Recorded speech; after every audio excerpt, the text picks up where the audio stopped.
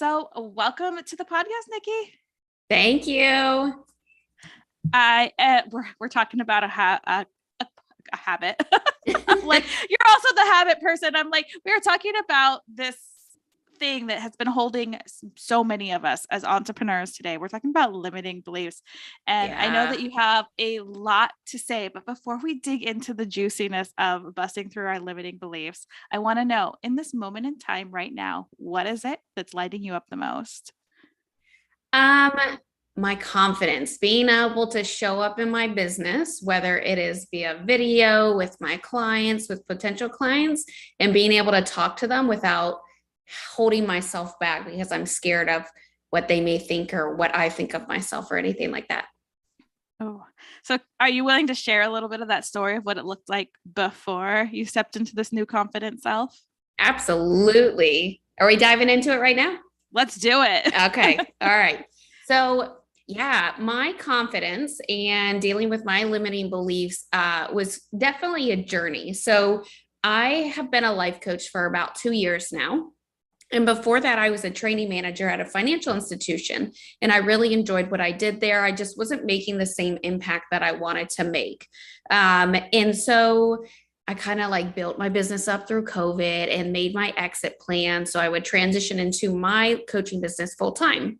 So I was able to do that. And basically, once I transitioned into my business full time, like my lack of confidence, sufficiency, all those limiting beliefs hit me. Like it was in the forefront because I'm not with the company anymore. I am by myself. I am the one that's running this business and it's all on me. I can't just at some companies you can just just toss it away and say, well, that's not my problem to deal with. As a business owner, every problem is your problem to deal with. And I realized all my personal things, all my baggage that I had was affecting me in my business and showing up. And so at that point, I had to deal with it because before I could just kind of tuck it away. Cause I still have my other job. I could hide underneath that. And I could just do busy work behind the scenes. So I didn't show up in the ways that I truly needed to. Yeah. So that involved confidence, belief in myself, and I'd say lack of scarcity. Yeah. And I think so many of us can relate to that story. I did the big leap. I didn't even plan. I just was like, I can't do this anymore. Good for you. I'm going to try on these big girl panties of entrepreneurship. And I was like, oh. I know. It's like an oh shit moment. Like I kind of want those diapers back that company gave me. I know. The growing up was so hard. So as these are starting to pop up, how were you getting through this? Because again, this is a big block that happens to so many of us as entrepreneurs, especially women entrepreneurs. Absolutely. I would agree. And I think one thing that actually harmed me with my process of improving these things is that I was always successful in the other roles that I had. So training manager, all those other things that I was doing leading up to this moment of becoming a life coach. So my thought process, which was slightly subconscious or unconscious, I really wasn't aware of it, was oh, well, this is going to be Kate because I've been good at everything else that I've been doing. I'm kind of the exception. I don't need all that extra help.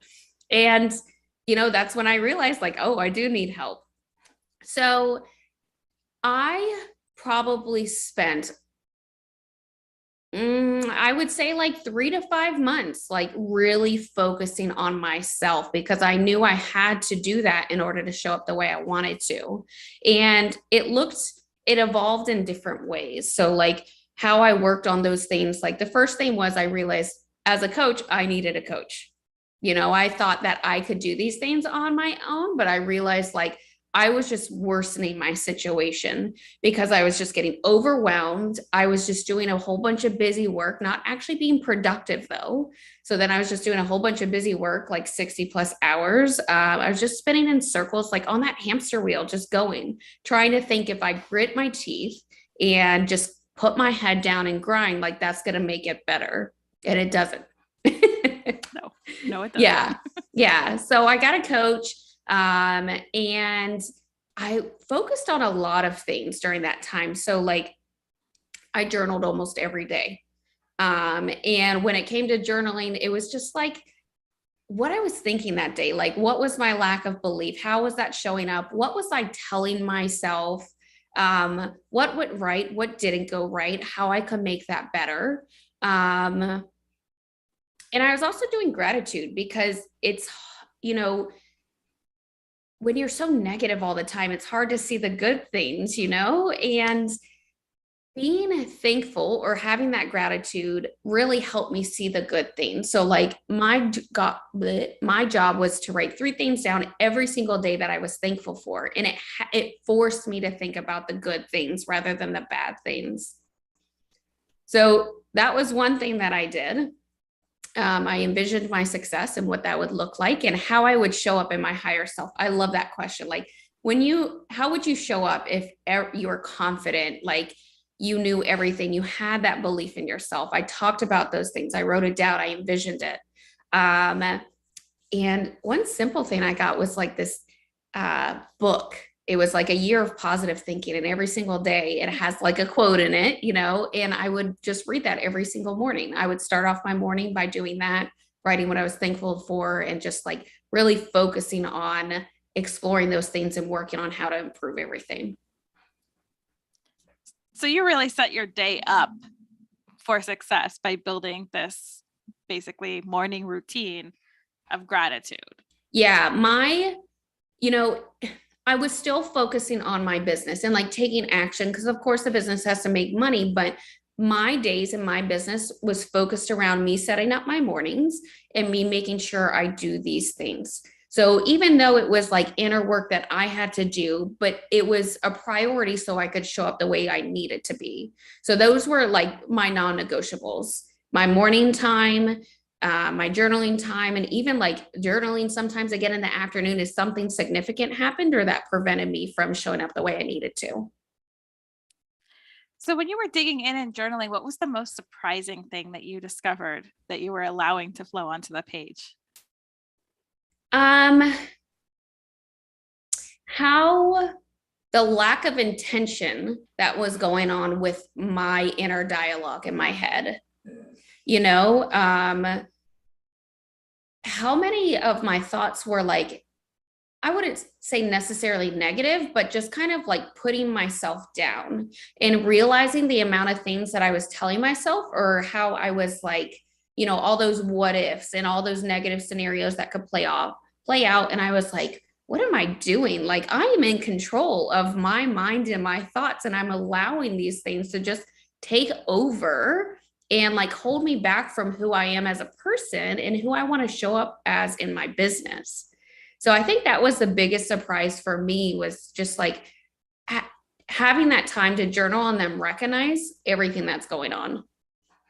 Yeah, an awareness of your thoughts and how we do have control over them, even though we feel like we don't. It just has to start somewhere.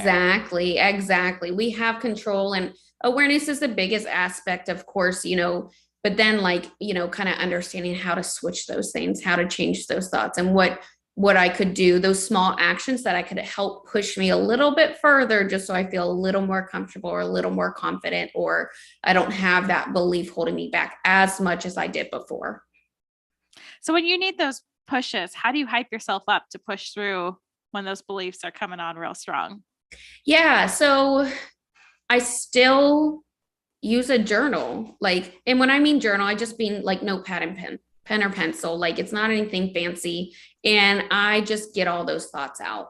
Like, if I start to feel that creeping in, or that like lack of confidence or something, all right, I'm like, that's my cue. Like, let's get it all out. And I take a look at those things and I ask myself, like, is that true?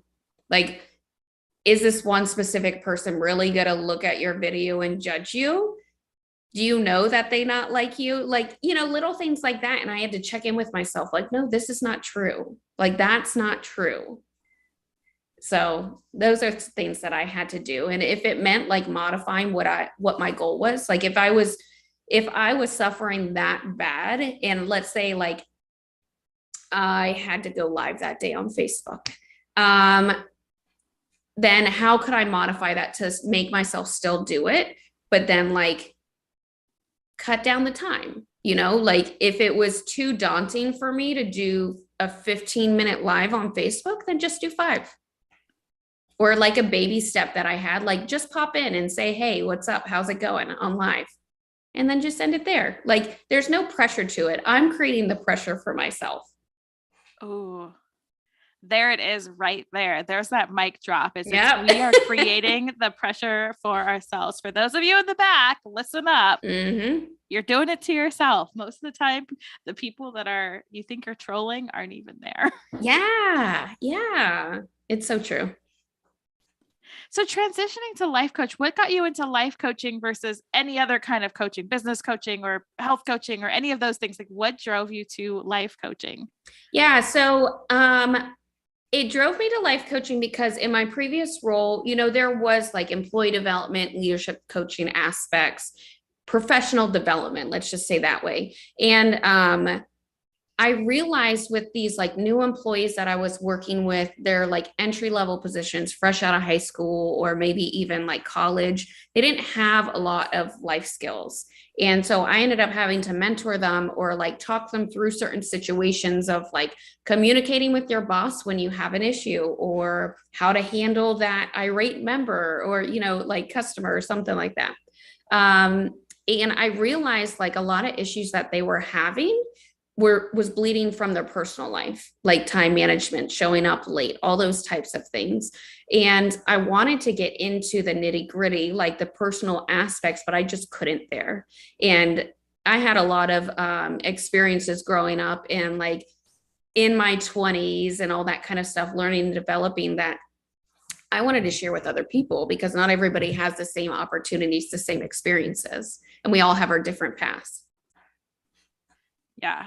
I always love to hear people's stories because it's normally there's something that happened in our lives where we see a hole or we've gone through something and we're just, most coaches of any type or healer are always just there to show up because we want to help other people not take as many detours as we've taken in our lives. Yeah, I would agree. And that was something like I had to be self-sufficient at a very young age and take care of myself. And I think that was a very pivotal timeline for me to like force myself to grow up and to learn all these adult things. And like I said, not everybody gets the same life, the same development, the same growth. So I wanted to help other people that were going through these timelines to like learn these things, learn the life skills that you need to have an amazing life.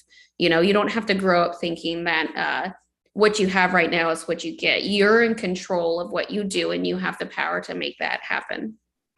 Oh, there's like so many things right there is that we have the power to make things happen. We have the power we're the control our minds. Like there is just, you're talking my love language, right? I know. It's I like, know. so much juice here because it's the things that we kind of take for granted.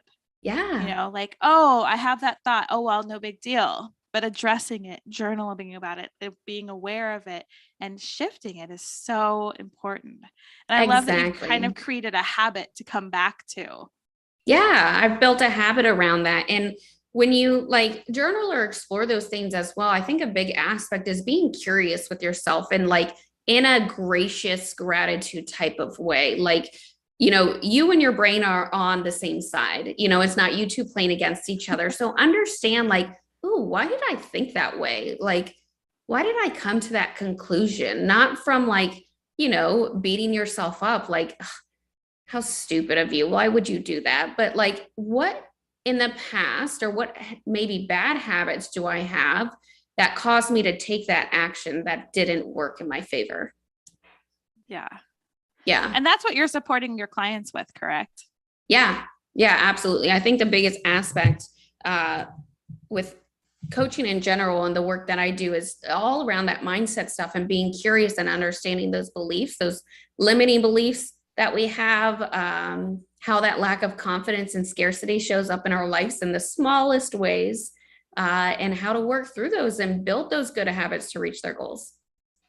So what are some good habits that you might replace some of these, habits of constant limiting belief thought patterns or, being down on ourselves, not approaching with curiosity and approaching with anger and frustration.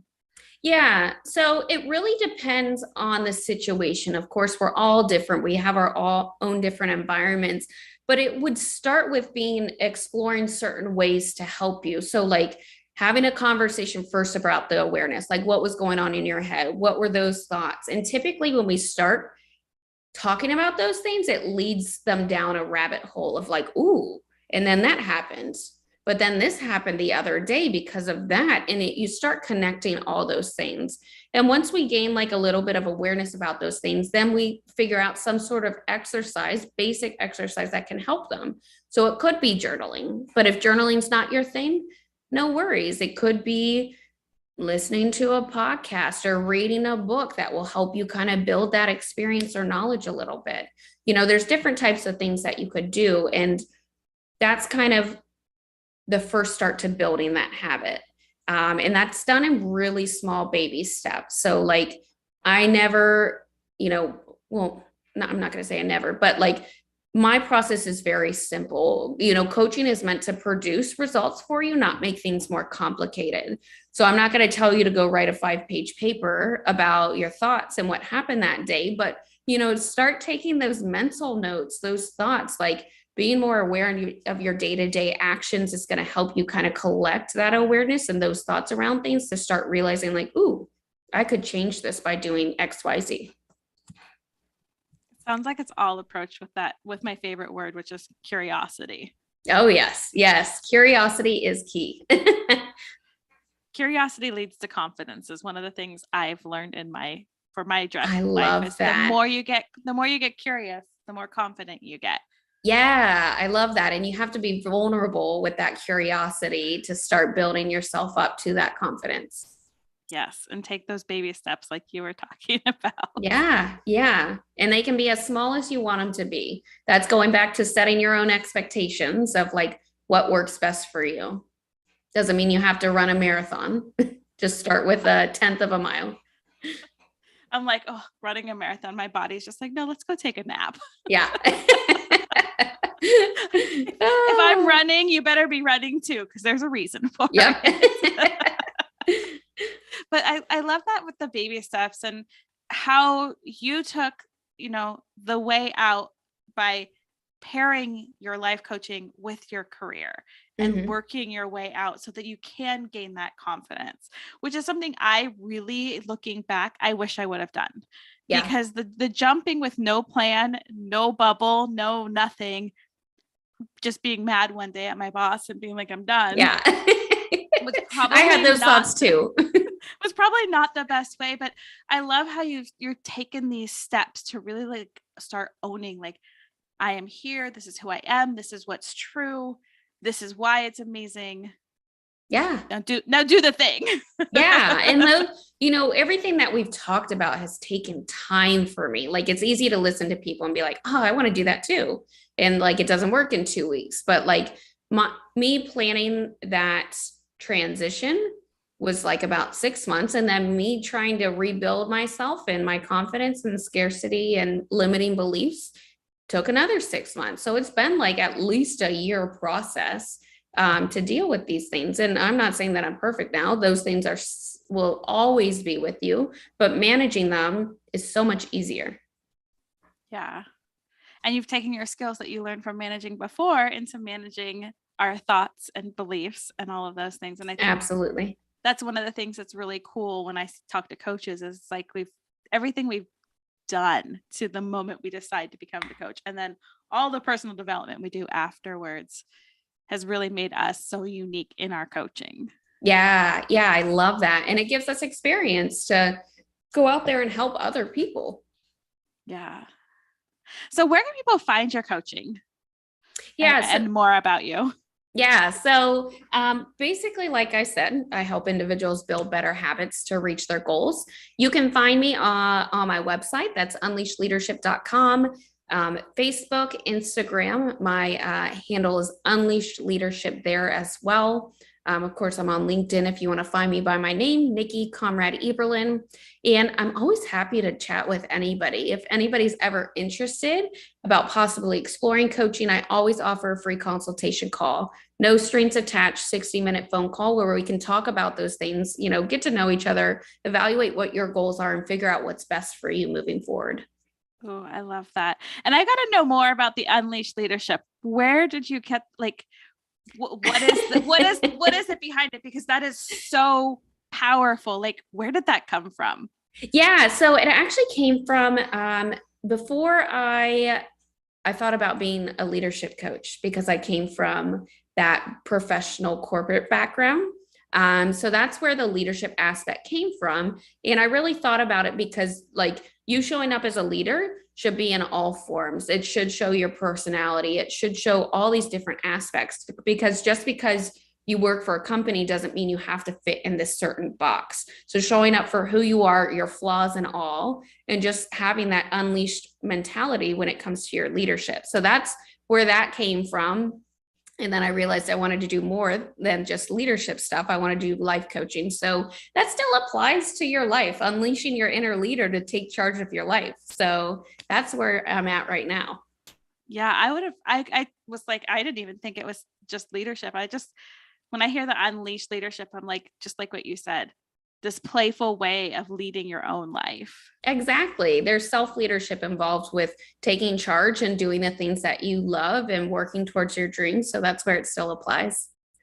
Oh, yes. I'm like, yay. I'm so excited for what you're creating, what you're helping other people say or do, and just how they show up. And I love that you said in the beginning, it takes having a mentor. Every coach should have a coach. Every therapist should have a therapist. Everybody should have someone that is walking with them, because we're humans. First off, we're meant to be in connection to other humans. But it makes life so much easier because we don't always see what's going on inside. Yeah. And someone that comes from love and support and the possibility of what's possible for you. There's no better way to feel seen and heard. Oh, and I love, again, you're just like, you're spilling all of my love language. I'm like, seen and heard is like this year's motto for me is like, let's get as many women seen as possible. Yeah. You do powerful things when you're seen and heard. Yeah. And it's gaining that confidence with the curiosity. Yep. Yes, it is. I love all of that. That's I'm just in awe of what you are helping women through. And I am so excited that you stepped out and you're helping people in this way, because it can make a huge impact. I think worldwide, when we can stand in our confidence, we can get those leaders that make the changes. Absolutely. Absolutely. I love it. Yeah. So if someone were to walk away with just that one little mic drop moment that you want them to carry with them, what would that be? Oh, gosh. Well, you should replay the first mic drop that I said, but I can't remember. But I would say you're in control of your life. Those limiting beliefs are there because we've allowed them to grow in our head. But as we've allowed them to grow in our head, we can allow them to leave our head as well. And that takes time. But it is